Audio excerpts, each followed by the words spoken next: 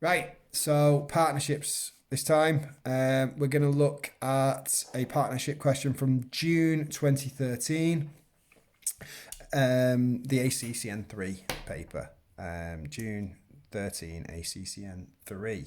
So in this question, you've got three partners. You've got Jack, Henry, and Len. And Len is going to retire. So first things first, just going to identify a couple of things. First thing I'm going to identify is dates. So the balance sheet at the 30th of April 2013, and you can see Jack, Henry and Len are all in there. They've got capital accounts, they've got current accounts as well. Another thing to notice is the original profit sharing ratio of 4 to 3 to 2. Going to need that for certain things later on. As of the 1st of April, remember, day after our original date, Len's going to retire, going to go and live in Bournemouth or something like that. And Jack and Henry are going to continue, and they're going to share profits and losses in the ratio of 3 to 1, respectively. Okay.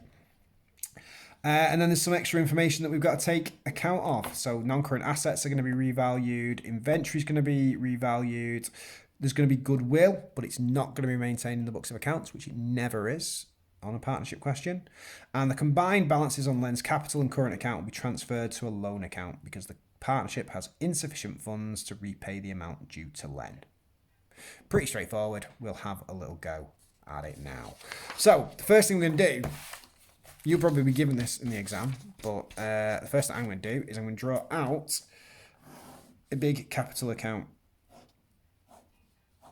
in my usual non-scruffy way. All right, so we've got Jack, Henry, Len, Jack, Henry, Len. All right, this question itself actually asks you to do the capital accounts. But whenever you do a partnership question, it's a little bit like suspense accounts in that you should just do everything. Just do everything. Just do the double entry and it will, I promise you, it will help you. Okay, so the first thing I'm going to do is I'm going to put the brought down balances in on their capital accounts. So bring down 102,000, 84,000, and 36,000. All right. I'm also going to draw out, because Len's retiring, I'm going to draw out his current account, which is, as you can see there, it's a negative number. So it means it's going to have a debit balance of 5774. Now, Len's retiring. So anything that's got to do with Len, I want to get rid of. I'm going to transfer that into his capital account.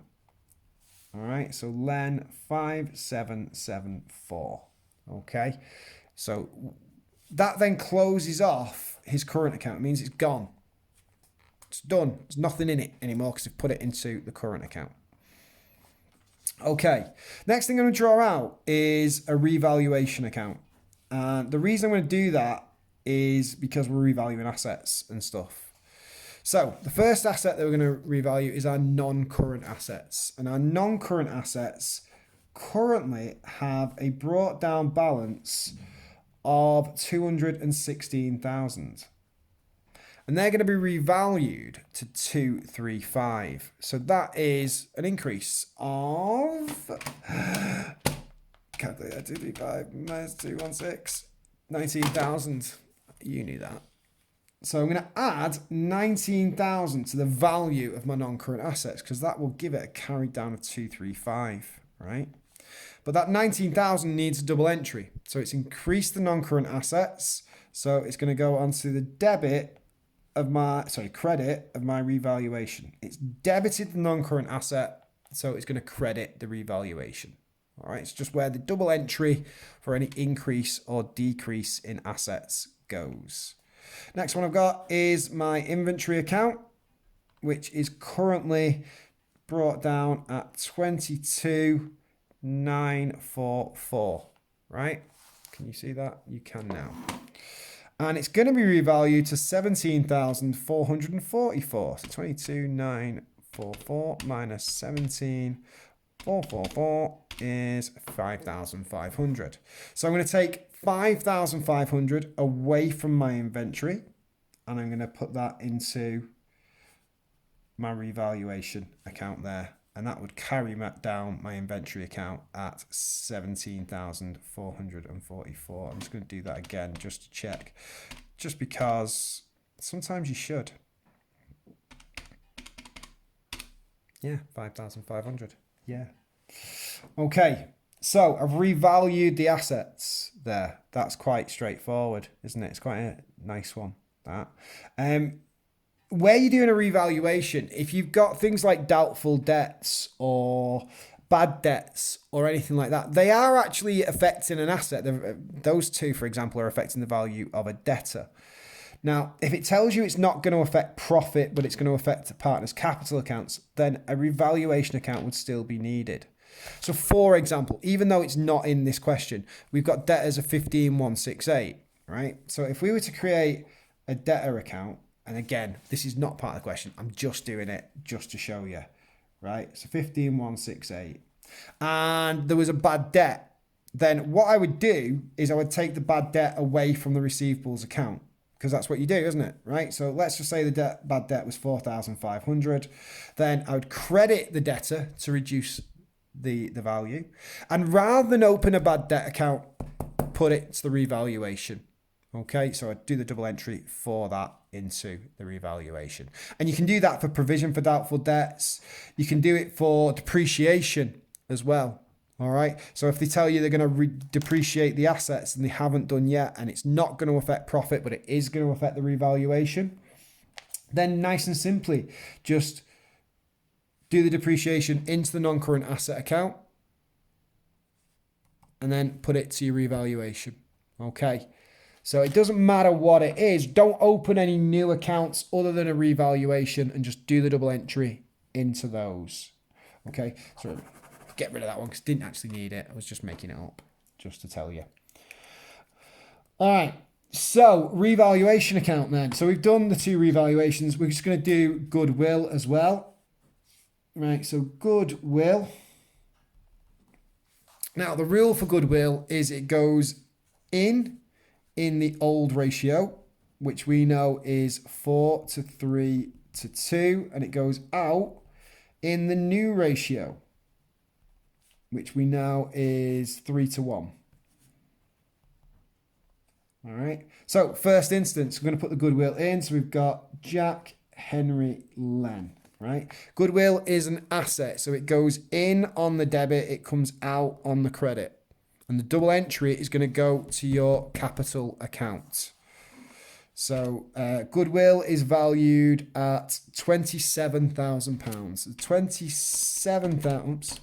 £27,000, 4:3:2, so that's 7,9. So I'm going to divide it by 9, £27,000, divide it by 9, and I'm going to times it by 4.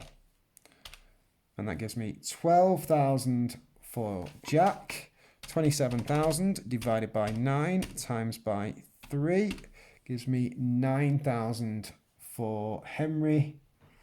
And 27,000, you've probably already worked this out, divided by 9 times by 2 gives me 6,000.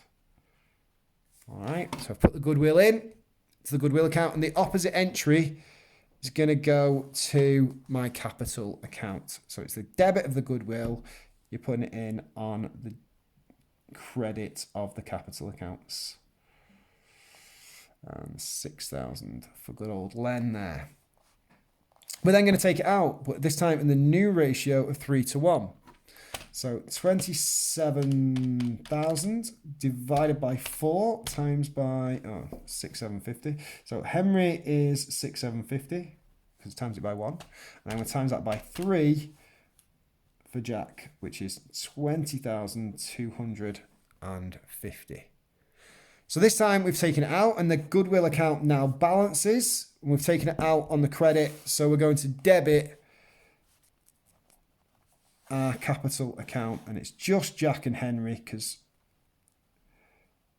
Len's retired. So we give him some goodwill, send him on his way into retirement. Okay, that's what we're going to do. Okay, so we've done that. We've done the goodwill. Ticking everything off. What we've got to do is we've got to balance off our revaluation out. I could have done that before the goodwill.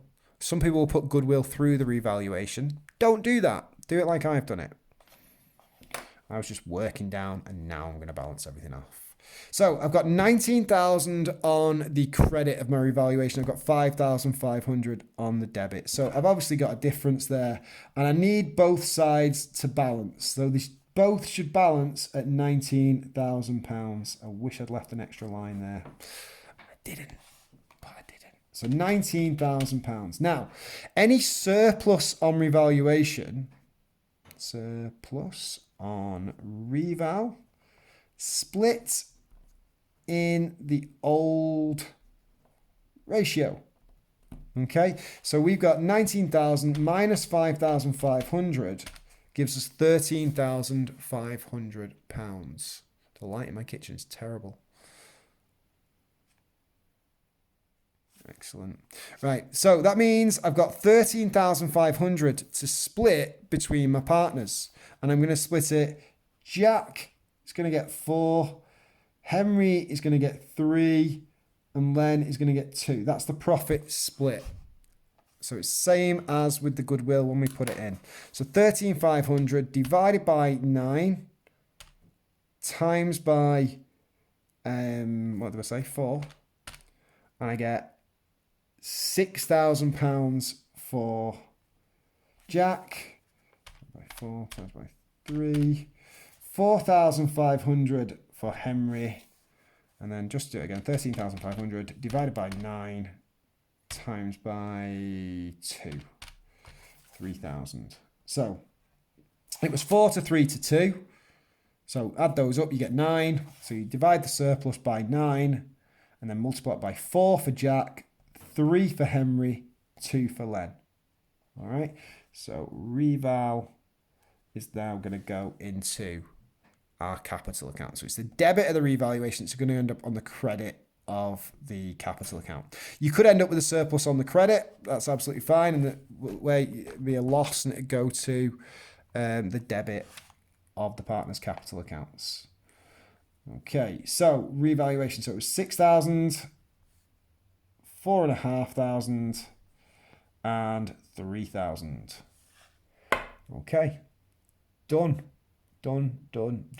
So what we're going to do now is we're going to balance them off. We're going to balance them all off. Okay.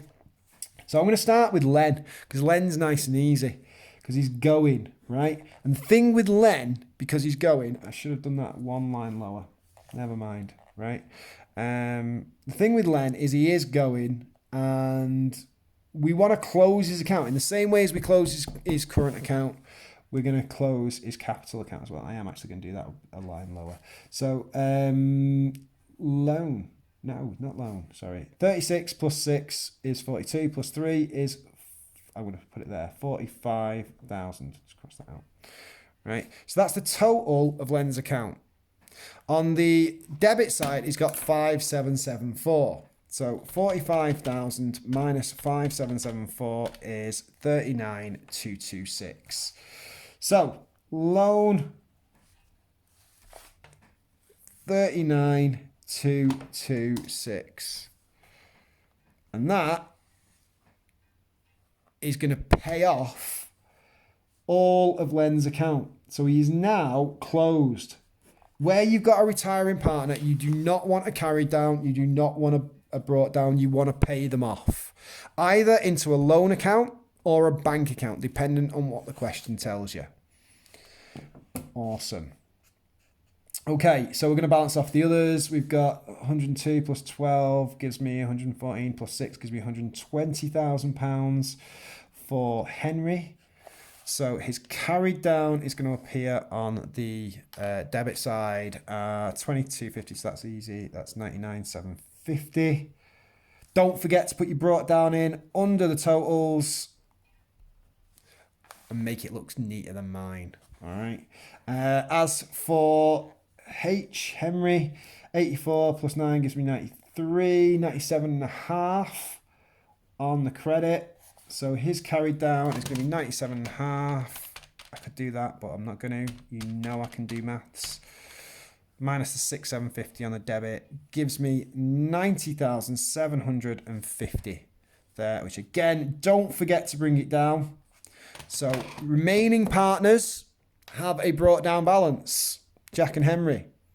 Len does not, because he's gone. He's in Spain or Bournemouth or somewhere. He's gone. He's retired. Not enough. So make sure you do not bring down a balance for a retiring partner. If you bring down a balance, they haven't retired. They are still there. So there you go. That is a partnership question with a retirement. Similar if it's an admission, you still do revaluation, you still do goodwill, you put things in the old, out in the new. You do the revaluation in the old ratio, exactly the same. Okay, so there you go. There is a retirement question. Bye-bye.